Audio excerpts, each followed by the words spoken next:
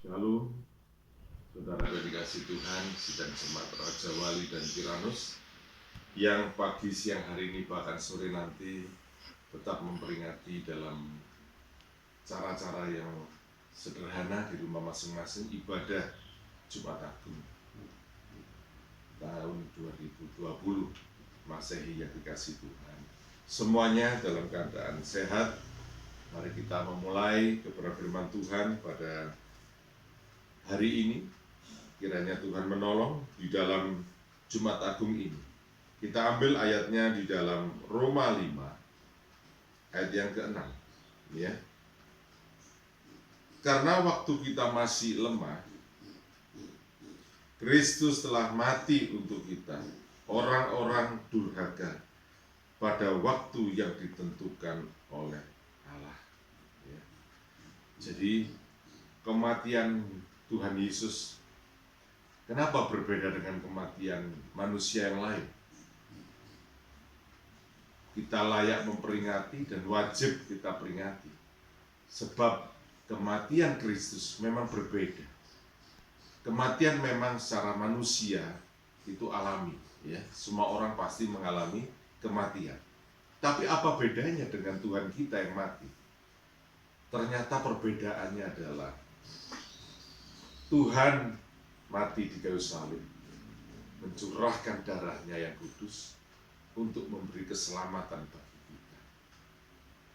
Kalau dilihat cara kematiannya, kita bilang bahwa kematiannya adalah cukup tragis di Bukit Golgota 2000 tahun yang lalu. Tetapi puji nama Tuhan, justru lewat kematian tragis itulah kita diberi kesempatan untuk beroleh selamat di dalam Kristus. Kematian Kristus tidak bisa kita samakan dengan kematian tokoh-tokoh yang lain, bahkan nabi-nabi yang lain. Sebab dalam Roma 5 ayat 10 dikatakan, sebab jikalau kita ketika masih seteru diperdamaikan dengan Allah oleh kematian anaknya, lebih-lebih kita yang sekarang telah diperdamaikan pasti akan diselamatkan oleh hidupnya. Dalam Roma 5 ayat 10 berbunyi demikian. Jadi kematian Kristus ini yang membuat beda dengan kematian manusia yang lainnya. Dan Kristus adalah Allah itu sendiri. Sehingga kita butuh yang namanya darah.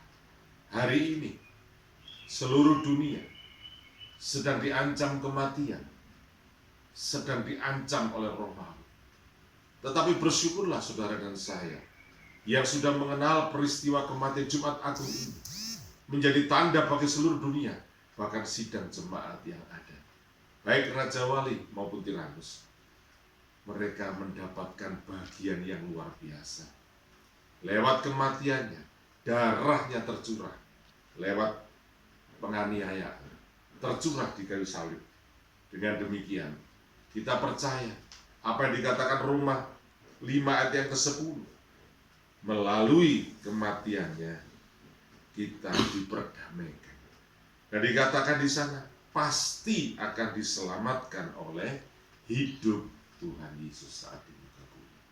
Jadi puji Tuhan, kematian Kristus pada hakikatnya adalah keselamatan bagi manusia. Jadi kalau saat ini kematian itu adalah hal yang menakutkan karena ada virus corona, tetapi saat ini kita percaya ada pengharapan di dalam Jumat Agung ini. Ada pengharapan lewat peristiwa penyaliban di Bukit Golgota. Ada pengharapan yang Tuhan kerjakan atas kita. Dan kemudian dalam Ibrani 10 ayat 19 dikatakan, oleh darah Yesus kita sekarang penuh keberanian dapat masuk ke dalam tempat kudus. Jadi yang kedua, bukan sekedar membawa kita menjadi selamat saja, tetapi menjadi satu kesempatan untuk kita beroleh masuk bersama dengan Kristus untuk membuka jalan yang baru. Dikatakan karena ia telah membuka jalan yang baru dan yang hidup bagi kita melalui tabir, yaitu dirinya sendiri. Dalam Ibrani 10 ayat yang ke-19. Jadi kita beroleh kekuatan untuk diizinkan masuk di dalam tabir hidup kekekalan.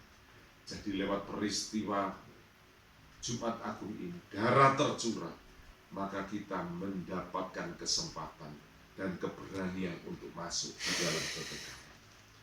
Oleh sebab itu dikatakan di dalam Roma ayat 9, karena kita sekarang telah dibenarkan oleh darahnya, kita sudah dibenarkan oleh darahnya, yang sudah terima Tuhan Yesus sebagai juru selamat, maka dikatakan karena kita sekarang telah dibenarkan oleh darahnya, kita pasti diselamatkan dari murka Allah. Dari murka Allah. COVID-19 menunjukkan itulah murka Tuhan sebenarnya. Diizinkan kepada umat manusia lewat sesuatu yang tidak kelihatan secara mata jasmani kita, tetapi lewat yang tidak kelihatan. Terlalu kecil benda itu, virus itu terlalu kecil sebenarnya, tetapi itu yang membuat kita porak-porangan. Negara-negara seluruh dunia mengalami ancaman maut. Tetapi bersyukurlah saudara dan saya, dalam Roma ayat 9 dikatakan, melalui darahnya kita pasti diselamatkan dari murka. Yang terakhir, Bapak Ibu Saudara dikasihi Tuhan, Pengkhotbah 8 ayat 8 mengingatkan, tiada seorang pun berkuasa atas hari kematian. Tetapi hari ini kita melihat Yesus telah bangkit. 2000 tahun yang lalu dia disalib, dan 2000 tahun yang lalu dia menyatakan menang atas hidup. Hari Minggu ini adalah hari Minggu Paskah sebentar lagi. Kita akan sambut dengan sukacita. Mungkin Paskah kita berbeda dengan tahun-tahun yang lalu, tapi mengucap syukur, engkau ada kesempatan bersekutu, bermesbah dengan istri anakmu, dengan suamimu, dengan keluargamu. Itu yang dirindukan oleh Tuhan. Jadi bahasa lockdown itu indah di hadapan Tuhan. Kita kunci kamar kita kunci ruangan kita, dan kita tundukkan lutut, down lutut kita di hadapan Tuhan, dan kita membuat mesbah yang indah di hadapan Tuhan. Pesan terakhir, 1 Tesalonika 4 ayat 14. 1 Tesalonika 4 ayat 14. Karena jikalau kita percaya bahwa Yesus telah mati dan telah bangkit, maka kita percaya juga bahwa mereka yang telah meninggal dalam Yesus akan dikumpulkan Allah bersama-sama dengan Dia. Jadi hari ini sekalipun kita diizinkan Tuhan mengalami kematian, tapi janji Tuhan ya dan amin. Sebab Yesus mati itu saudara dan saya, Yesus bangkit pun juga buat saudara dan saya. Puji nama Tuhan. Jangan takut oleh ancaman kematian, sebab bersama dengan Kristus kematian adalah jalan menuju kemenangan. Puji nama Tuhan. Tuhan memberkati saudara. Haleluya.